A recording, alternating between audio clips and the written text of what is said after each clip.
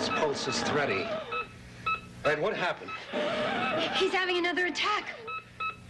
Now, his heartbeat is increasing. Now, quickly, he's not having a heart attack. Tell me what happened. We were talking. He seemed agitated. He started breathing heavily. Then he had trouble getting his breath at all. And he started gasping as if he were having another seizure. All right. Before that, did anything extraordinary happen? No, we were talking. The nurse came in and gave him his medication. Medication? Doctor, what can I do? He's gone into shock. All right, who administered the medication? The nurse. His regular nurse? No, Lawrence was out getting the newspapers. It was some other woman. Alicia, do you know how to administer CPR? Yes, doctor. All right, do it now. He needs adrenaline.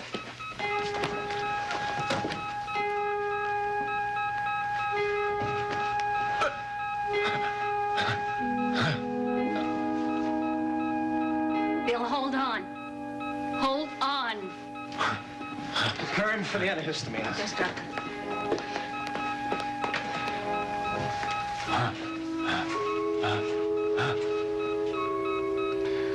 What is it? We're going to bring him out of the shock. Do you have the epinephrine? Yes, doctor.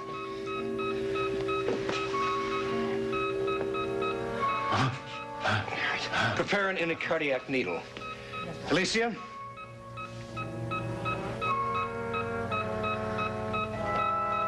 Don't let him die. Please don't let him die. What's holding up that needle?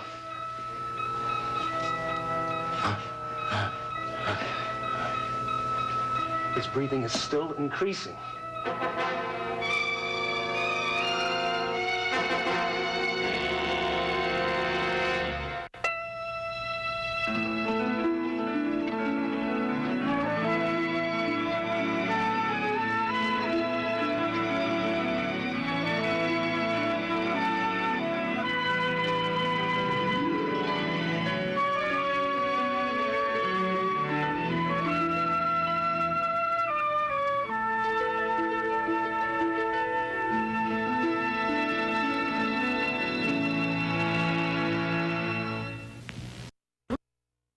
For free.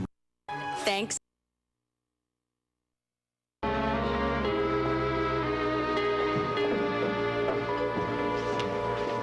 Oh, Bob. Oh. How are you? Oh, I'm all right, I guess. Maeve, you didn't talk to Delia today, did you? No, I just came from the hospital. They still would not let me see her. Yeah, I know. I went over there this morning myself. Well, did you see the doctor?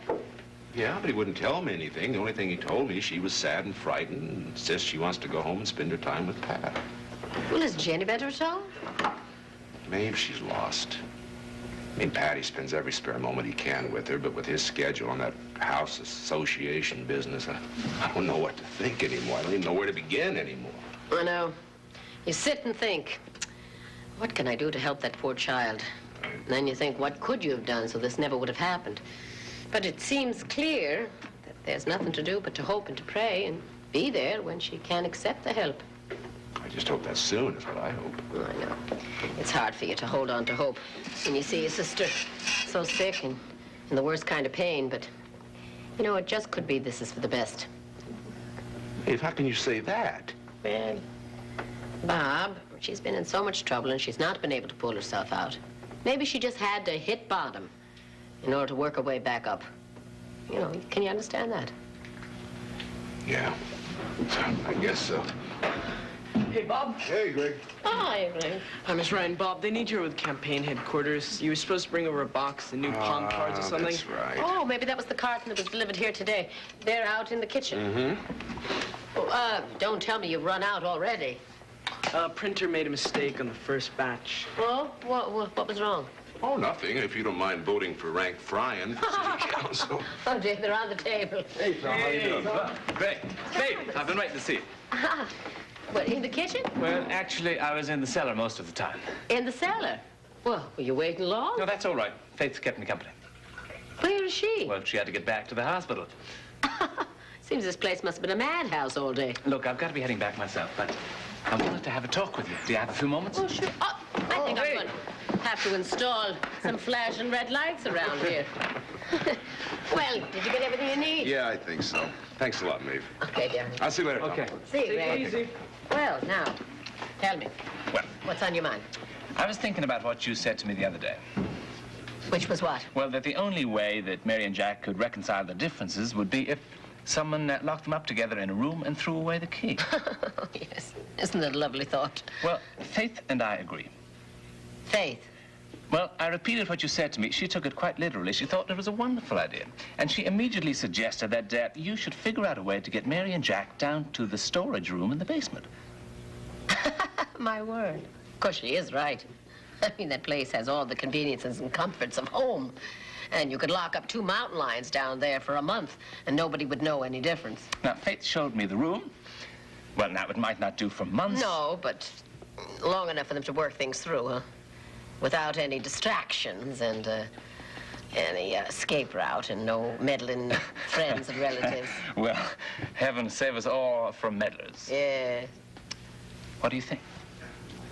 Well, it's madness, but at least there's a chance, and they don't seem to have much of a chance this way. Why don't we give it a go? You're on. Now, let's see. We're going to have to work out some few things here. They're going to need food, a pack of picnic, corned beef. Jack's crazy about my corned beef. Well, I don't think Jack's going to have much choice. And a couple of thermoses. Let's see, and some pillows. Blankets? Yes, oh, we don't want them to get cold now, do we? And some wine. Oh, what about a small medical kit? Oh, yes, they just might need a couple of aspirin and a few Band-Aids. Oh, dear, dear, dear, dear, Yeah. dear. Now, the big question is, how do you think we're going to get them down there? Well, tomorrow's election day. Maybe Frank could think of a good excuse to get Jack over here. Do you think Frank will do it? Francis? Oh, there would be nothing that would please him more. Good. And I'll take care of Mary. Now, I have to think of a good excuse to get them each down to the cellar at different times, one Yeah. after the other. I think that the timing is going to be most important. Uh-huh. Because there's the other problem of John. Ooh. I'll test the water and see how this whole idea goes down. Maeve, I think you can find a way around John. Oh, Tom, I do believe you are the man my husband thinks you are. Well, here I am. I'm back, sweetheart. How are you, my lad? Fine, thanks, John. Yourself? Never better. Hey, why don't you have a beer? Hey, Charlie, get the... No, I'm on my way back to the hospital. I'll take a rain check. Anytime, my lad, anytime. Goodbye, Maeve. You... I'll call you. Okay, right. See you later. Fine lad, isn't he? Eh, What was going on here between you two?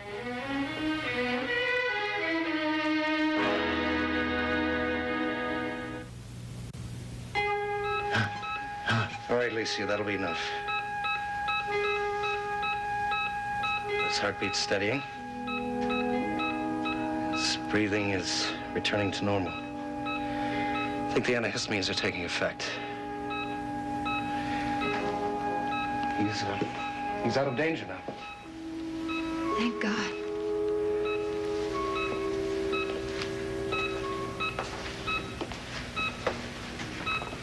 Bill? It's all right. It's gonna be all right. Ray. Yeah. What happened? Shh. Don't worry about that now.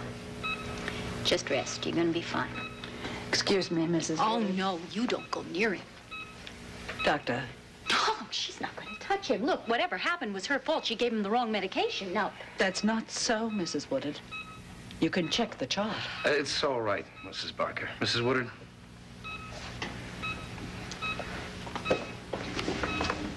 What your husband had was an anaphylactic reaction.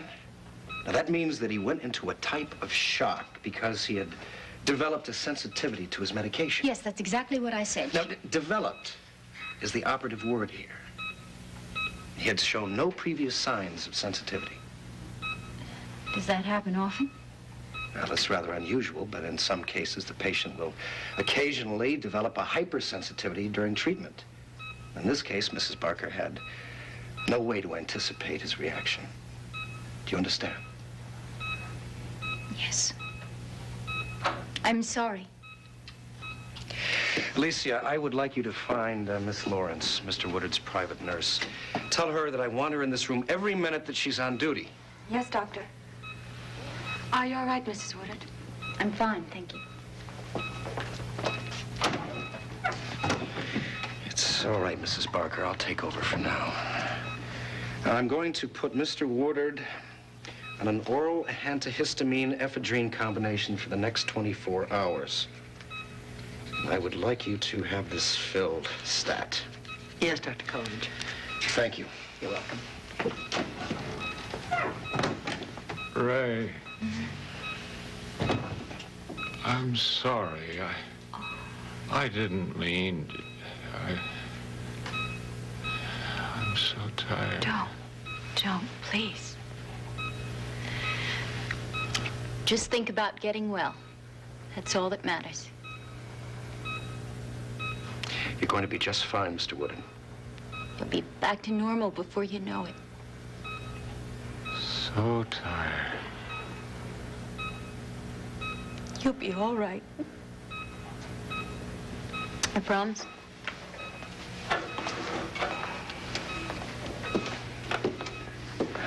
Mrs. Woodard, he's going to be very weak for a day or so, but we got him through this. It was only a minor setback. He knew I was lying. His life will never be the same again, and he knows it. Mrs. Woodard, please. This is it, isn't it? This is what it's going to be like, isn't it?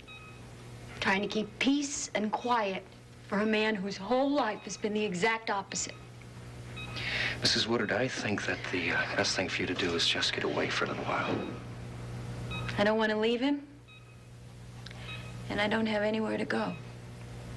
Look, he's going to sleep for the next couple of hours.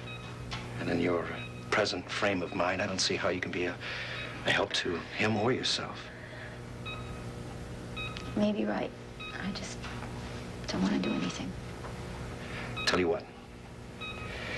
You come with me to my apartment. We'll have a quiet drink. We'll walk back along the park, and I'll have you back here in less than an hour. I think the fresh air will do you some good. Of course, thank you.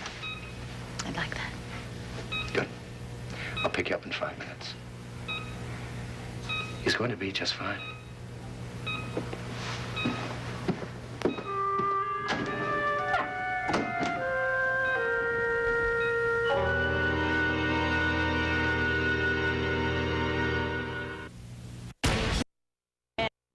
More truly anything your screen. That you've finally seen the light about Tommy Desmond. Well, the two of you were as cozy as two peas in a pod when I just walked in here. Well, he's a fine man, John. And you're all right. I didn't realize what fine a man he was until today. Of course, I don't have to tell you that I told you so, huh? Oh, please, before you start, and I can see that you're going to start, let me also say that I don't think he's the right man for Mary. Annie, would you mind explaining that, please? If I must. Well, you just got through saying that you think he's a decent... splendid man, yes, and that he is. But he understands Mary. Yes, sometimes better than a Mary understands herself. He's charming. He's good looking. All of that and more. He quotes Yeats. Oh, like my father himself. Listen, he loves her. I'm sure of that, sweetheart.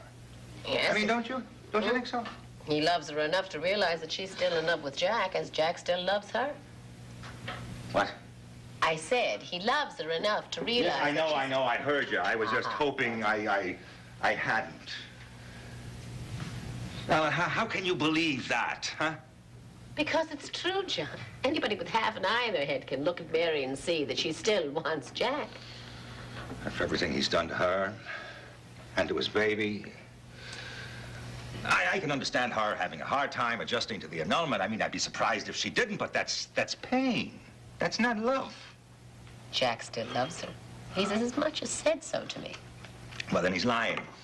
He's causing the same kind of trouble he did from the first day he walked in through that door. And what that maniac says and what he feels are two different things. That's right. That's exactly right. If you could just see the expression in his eyes when he talks about Mary. If you could see him look at his child, John, let me tell you about him and the baby. Look, sweetheart, if there's one thing I don't need, it's to be told how much Jack Finelli loves Mary and his baby or anyone else. The man is not capable of one single honest and genuine emotion. He has shown us how he feels about his wife and child and everybody else. The man's caused more pain in his family than I care to think about. Now, darling, if he's managed to get past your good heart again, then I'm sorry for you. Don't be sorry for me, John Ryan, and I'll thank you to keep your voice down. Just once in your life, you don't know what you're talking about. Well, just because I can't twist my mind to suit some childlike, stupid fantasy about the marvelous, wonderful Jack Finelli, I don't know what I'm talking about. No, you don't know what you're talking about. Well, I know the heartache he's caused my daughter. I know the sleepless nights you've had. And I've seen the anger and the bitterness and the sarcasm pouring out of that man like beer out of a keg, and I don't want that for Mary. I don't see how you can push her back into that kind of a miserable marriage. Because I want to see her happy. Well, then, for heaven's sake, stop meddling in her life and let her and Tom get used to each other. Oh, never mind, John. Just never mind. Forget I mentioned Jack. I'll never mention his name to you again. Well, that would suit me just fine. Now, where do you think you'll go? I don't know. To Frank, to stuff envelopes, unless you think that's meddling in my children's lives. Oh.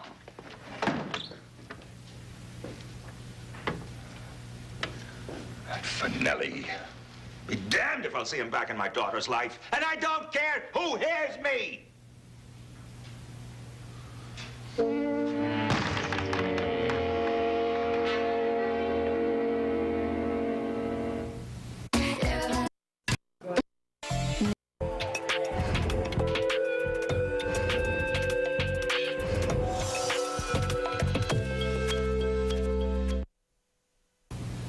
Thank you. Expensive, tasteful, exactly what I expected. Well, may I take that as a compliment? You may. Thank you. Can I get you a drink? Brandy, please. Ah, introduce me. Oh, that is Seton Ford Coleridge, my great-great-great-great-grandfather. He looks like a Seton. True. Well, Seton was the cornerstone of the illustrious Coleridge family, as we know them today. He was also a Revolutionary War hero, a damned fine surgeon, and above all, a paragon of virtue. With all that, how did he find time to have his portrait done? Well, we Coleridges always find time for the amenities. It's generally believed that Seton was solely responsible for getting General Washington through the winter at Valley Forge. I suspect that he shoveled snow along with everything else. When I moved into the apartment, my father gave me that portrait in the hopes that I would emulate his virtues. And have you done so? I'm afraid I'm an unworthy descendant. But Seton's wonderful company. He observes all and keeps his mouth shut. To Seton. To Seton. Lovely. Thank you for this. I needed to get out of there. Truth is, I don't like hospitals much, and I'm not terribly suited to my role in the sick room. You seem to handle it quite well. I do what I have to. It's just... Go on. It's just that today, for the first time, I experienced what all of this is going to mean for Bill and me. Oh, the doctors have told me about it. I've explained it all to myself, but when I saw him lying there, helpless, I understood. I mean, I understood emotionally what we're up against. It's not just a sickness. This is going to be a change of a whole life for Bill. Our life together. Actually, the Bill Woodard I know just isn't there anymore. You know, it's quite possible that in time, with proper care and treatment... Don't do that. I mean it. Don't even try. We both know it's nonsense. No, the fact is, he's never going to be able to resume a normal life. And my problem is that he's going to depend on me to be the center of his existence. And I don't know how I'm going to do that, because it's going to be a very limited existence. You see, I love him. I really do. And I'd never hurt him. But I also know myself, and I'm not a very nice person when I'm bored. From what I've observed, you seem to understand each other quite well. Won't he appreciate your situation? Intellectually, of course. Emotionally, he's going to hang on for dear life. It's already started. Are you a possessive person? Well, I try not to be anything that will cause me undue distress or discomfort. That's very healthy. Why am I telling you all this, Well, I don't suspect there's many people with whom you could have this conversation without fear of gossip or speculation, at any rate. You're quite right. You're a comfort, Roger Coleridge. I hope so. And here's to a happy extension of our relationship.